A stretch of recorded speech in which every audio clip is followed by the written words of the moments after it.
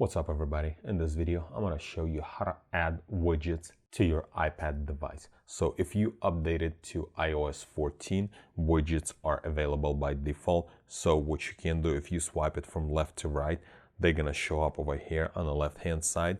But what you can do, you can turn them on and you can have them on your main screen. So for that, we need to go to settings.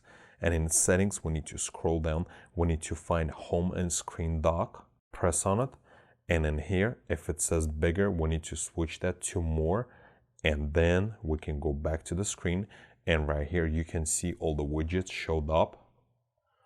And what you can do, you can scroll down all the way down and then you can click on edit. And then you'll see all the widgets gonna wiggle. And on the left hand side, there's gonna be a plus sign. You press on it.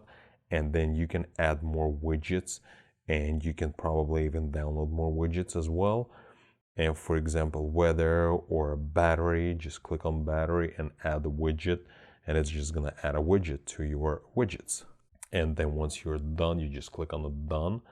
And then once you swipe it from right to left, you'll see the widgets are gonna disappear.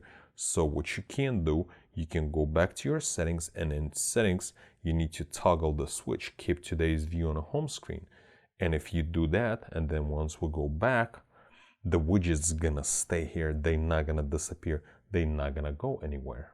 And that's it. Now you have widgets on your home screen and you can play and you can add more or delete widgets. If this video was helpful to you, press that like button and don't forget to subscribe. Thanks for watching.